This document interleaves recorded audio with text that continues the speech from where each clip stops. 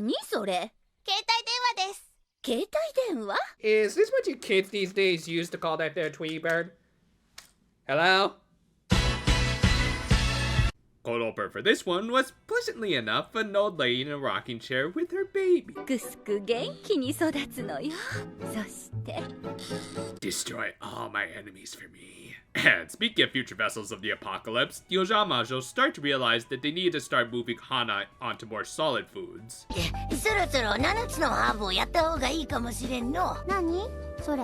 Let me guess, is it part of the Colonel's secret 11 herbs and spices? Because that was busted a long time ago. Nah, of course, she was suggesting sweeter herbs like mint and lavender, which a certain someone had plenty of. Got a selection of good things on sale, stranger. However, like any wise RE player would, they decide to pocket the cash and just look for the herbs on their own, as there is usually a surplus of that stuff all over the place. And sure enough, Majoriko recollected that there was supposedly a witch in the hills of Izu selling some magical herbs. Thus, they decided to go on a little road trip using the van that was their temp shop during the Masruka arc. And to also likely pay their gas bills, they decided to reopen their mobile shop, though I'm pretty sure selling plants in the back of a van is a little more iffy than plain old knickknacks, but sure, do what you want. Honestly, before anything, I think they'll more likely be pulled over because of their driver clearly not being of age. Pretty sure the minimum for dolls is at least 15. Same, Hana. Also, yeah, I guess it has been a hot minute since we've gotten a poop joke. Thus, they decided to change Hana at a rest stop, and again, the drug jokes just kind of write themselves. Also, again, Majorika kind of looking like Mr. Big Head here. Eventually, they did reach their destination, but didn't see any herb garden. Now you see, this is why y'all can't rely on Google Maps all the time. They hardly update their stuff. Now, of course, someone was there, and it was the lady from the cold opener, and yeah, you can guess where this plot was going, especially after Majorika saved her from falling over, and even barred to hide the fact that she was a magical frog, or... あなた、魔女ケムシさんね。魔女カエル。 Well, to be fair, she does kind of look like one of Ash's first Pokemon. But yeah, since she knew about magical creatures, I wonder if caterpillars were the OG punishment. She was in fact a witch named... 魔女リリカよ。 Where's your Vega mask? Also, yeah, just keep on piling on with those hints as if it wasn't already obvious. I mean, don't get me wrong, some of these moments building towards the reveal are kind of touching, as we did get to see a different side to Majorika. Anyway, as it turned out, there had been an herb garden, but it had been renovated into a hot spring inn. Still, Nika offered to let them use the bats that I'm guessing weren't at all maintained during the lockdowns. They cleaned it up for the old witch, and were going to take a dip when Hana suddenly developed a case of the hiccups. 花ちゃん、何? Oh, I'll just stand here. How are all of these old obscure references still in his head after all these years? But yeah, since she was already a god baby, a little case of the hiccups could cause massive property damage. Thus, they tried some of the classic methods of getting rid of hiccups, including scaring the baby. 花ちゃん。 Nah. If you really want to scare her, you should show her something like this and while pacifiers could also work to get rid of hiccups, I'm just gonna assume it doesn't work on witch babies, but gripe water could, which if you didn't know is an herbal supplement designed to relieve gas in newborns. 魔法ミントは魔法しゃっくりを止める効果がある。 Not you, Komachi. Nika offered to lead them to the mint, but just like how you have to take away the keys after a certain point, you also have to closet the brooms when a witch gets a little too old. By the way, nice subtle bit of animation here, with Majorika nodding in agreement with the Ojamajo after they offered to go by themselves to the mint. It's a nice little touch that shows that the animation director is a stickler for details. I mean, you kinda have to be when you design these characters. Anyway, just to make sure they at least got the right directions, they gave her one of their phones, which of course weren't around in her day. まあ、素敵な音楽。 And I can't believe you get to hear such a wonderful song for only the low price of 1,500 yen. Just deposit the check directly into my retirement fund.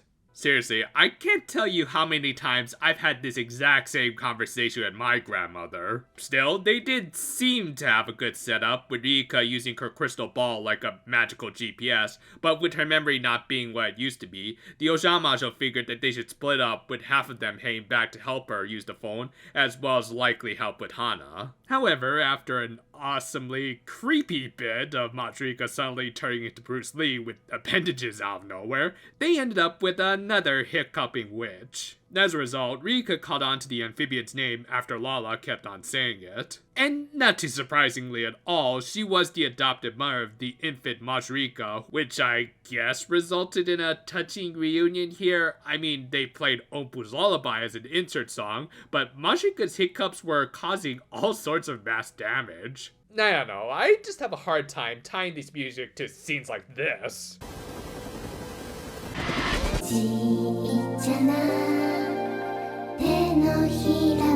Anyway, Nika's old maternal instincts kicked in, and she tried to help her former child, leading to a cute, though kind of awkward moment of Majorika calling her mama, which I get, it's supposed to show how close they are, but still, it's kind of weird to hear it from someone whom, told or not, is still a full-grown woman with the voice of an old lady. Oh well, best not to think about it too hard when Granny pulled a Shane McMahon. Yeah, that wasn't sugar glass. Yeesh. And her injuries would only get worse when she was flying near the beach and lost control of her broom. Girls, I'm pretty sure she's drowned by now. Yep, there are the last few bubbles. Nah, of course, they saved her with a spell that one of them probably could have cast on their own, but got filled that once per episode thing, I guess, and they managed to find the mint. With that, they made some magical gripe water for both Hana and Majorika, though couldn't they have just given her some regular water to drink fast? Or is her toad anatomy that much different from a regular human's? Nah, whatever. The reunion between the Rikas was nice, as the child admitted that she did want to reveal to her parental figure that she was a bit of a failure having become a frog and all. But the episode ended with Rika saying that no matter what form, Majorika would always be her little child, and ironically she was now the same size as back then, but again, touching ending and all that. This was a really nice and sweet episode that maybe on a personal level I think is one of my favorites because I do think Majorika is one of the better developed characters of the show. I mean, don't get me wrong, she's still not entirely a good person or toad, as she's still clearly very frugal to the point that she drags some girls to the mountains with her. Though that also does make her one of the more interesting characters as a result.